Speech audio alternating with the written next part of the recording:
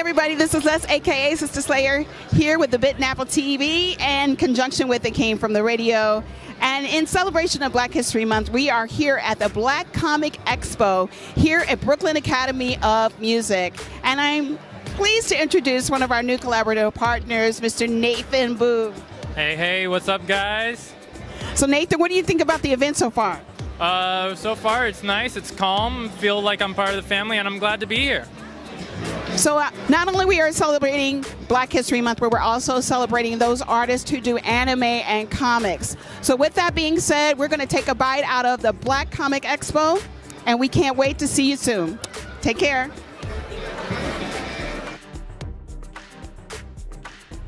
Hey, Apple Writers and Appletinis, this is Les, aka Sister Slayer, here with the thebittenappletv in conjunction with It Came From the Radio, and I am here again at the Brooklyn Comix Expo at Brooklyn Academy of Music, and I am standing here with Mr. Javier Cruz Winnick, and he did a little book called A Reason to Smile.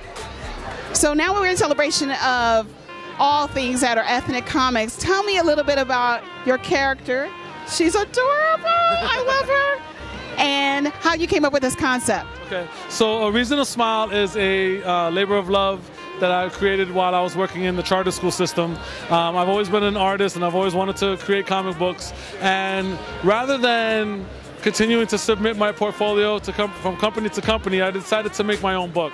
And in trying to figure out what I wanted to do for my own book, I was looking at a lot of the students that I was teaching and trying to figure out what they needed in order for me to help assist them. So what I ended up doing was I saw that there were very few children's books that were about little girls, while at the same time there were no stories about Puerto Ricans. So I said, okay, I could create a character that almost everybody creates that is, you know, European in origins and is a boy and, you know, typical of what you see in stories and in comics. And I said, I'm not typical. Why am I going to do the typical? So let me go ahead and try to do something different. Let me address an issue that is not really given a lot of focus to. So I decided that girls needed a positive role model. I decided that pop culture, not us, but pop culture needed to see us in a positive way. So I decided to make a character Puerto Rican. Now, one of the things that you can see in the character is on her chest, she has the coquí on her chest. The coquí is the symbol, or the illustration is the symbol that the Taínos, which are the natives of Puerto Rico, would use to draw the tree frog of the island. Now, if you go anywhere on the island, you hear the coquí, just like you hear crickets in the fields of America. You go to Puerto Rico and you hear coquí, coquí. Now, you don't only hear it in the campos and in the plains, you hear it in the cities. That's how important the coquí is to our people, because it is all around, it is all encompassing. So I decided to help build and help to bring some of that positivity to pop culture by showing that in everything that she does. One of the things that I really love about this is when I first came here to New York City, because I'm originally from Missouri, I used to be a flight attendant, and my first trip was to Luis Marin, to the airport, right, in the Carolinas, and I went there and I had to, you know, it was my first flight. It was my first experience seeing Puerto Rican people, and what I really loved about it, and what I think that most people that live in the Midwest or anywhere out there that has never met or ever had any type of relationship with Puerto Rican people come in all different colors and shades, and I actually had culture shock. I had culture shock, but what I learned about them as a people, what I learned about them as a culture was a beautiful thing. And what I love about this book is that there's somebody out there, some little girl living in Missouri, some little black girl like me living in Missouri, that now gets to know about a little Puerto Rican girl and the significance of what her culture is to her. Given everything that's been going on, and you know, with the things that happen in Puerto Rico and stuff like that, what do you think that, what is it that you are going to use to influence society's, because we have some supporters out there who don't know about the culture of Puerto Rico. They don't know that it's part of the United States. How terrible. But in your future stories, what is it that you're going to express to the public about this young lady here, and also that she lives in New York City and traveling around New York City? Right. So one of the things that inspired the character herself is the fact that I'm second generation Puerto Rican. My grandparents were born on the island, my parents were born here in the city, and then here I am born in the United States as well. And one of the plights that we have as Latinos, whether it's Puerto Rican, whether it's anyone from South America, a lot of times when their families immigrate to the United States, what happens is there's that feeling of assimilation that is forced upon us. You must speak English. You must speak the way they speak here. You must act and do things as Americans do, or you won't be accepted. So a lot of people have that fear that if they don't assimilate, they won't be accepted and they won't be able to succeed. So what ended up happening is a lot of people don't teach the language or the culture because they don't want to give their children the same struggle that they went through. So what I did was I created Luisa in that way. She's second generation. She doesn't know Spanish fluently like I don't. But I've gone through a journey of trying to learn Spanish, and I can survive off my Spanish. So that's something that I will be addressing in the stories. I'm going to address the fact that I have uncles and aunts that are darker than you, and I'm as light as I am. I've also been to Puerto Rico and played basketball with kids that are lighter than I am, red hair and freckles, that they look like they're from Ireland, but they're still Puerto Rican.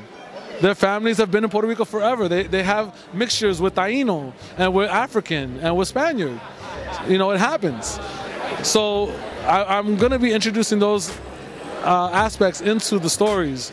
And in volume 2, you get to meet some of her friends. So they're all from different cultures. One's African, one is Jamaican, one is Chinese, and another Puerto Rican girl. Because the neighborhood that she goes to is predominantly Puerto Rican. In volume 3, instead of you meeting her friends from her neighborhood, you're actually going to meet her friends from her school. So the area in which she learns and is building in her life, you're going to get to meet some of those people and then see how they see where she comes from and see how that's different from her uptown, wealthy environment, because her family made it. They live in Midtown. Her mother's a lawyer. Her father's a clothing designer, so they have money. They've been able to get out of the hood. So now what happens when someone that has a foundation in the hood ends up having a Midtown life? So we're going to see some of that mixed together while still exploring, your imagination, creativity, fun, adventure. They're going to be playing Kick the Can. You ever play Kick the Can? Look it up. It's a great game. So you guys, I want you to really check this out. Follow Javier with A Reason to Smile. I just really love this character. Thank you so much for bringing the Puerto Rican culture front forward so that people will know about it and, learn about the culture, about the coqui, everything about Puerto Rican culture. Where can we find you on social media? So you can find me on Instagram under The Learning Curve. I'm on Facebook under The Curve. And I'd like to plug something, if that's okay. So there's an anthology that's coming out in March. It's the #1 pre-ordered book on Amazon right now, and it's called Puerto Rico Strong. And it's being distributed by Lion Forge Comics, which is a black-owned company. And what's really great about Puerto Rico Strong, the anthology, is that it's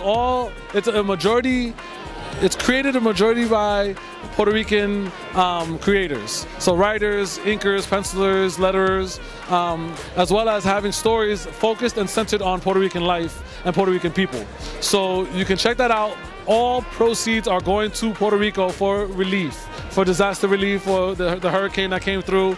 So you would not only be supporting the island and supporting the people, but you would also be getting some great stories. I'll have a 5-page story in there that'll be talking about the difference of what happens when you have a friend that goes to the island all the time and you don't get to go to the island, and what they get to bring back and tell you about and help you to learn while, being back at home. Okay, you heard that. So I just want to give a shout out to all my friends in Puerto Rico. Todavía se levanta. Okay? All right. Take care. Thank you so much, people. Hey everybody, this is Les, aka Sister Slayer, here with the Bitten Apple TV in conjunction with the Came From the Radio. And we are just now wrapping up at the Brooklyn Academy of Museum for Brooklyn Academy of Music for the Black Comix Expo. Today was Nathan's first day. How did you think you did today? I think I did okay, but I'm more happy to see all these different cultures come together, celebrate comics, anime, different TV shows, and just the nerd life in general. Amen for that. I want to give a special shout out to Noir Caesar for this beautiful gear that I'm wearing. Check it out. It's Black Panther, y'all. Be Still My Heart, Prince T'Challa. We'll see you soon.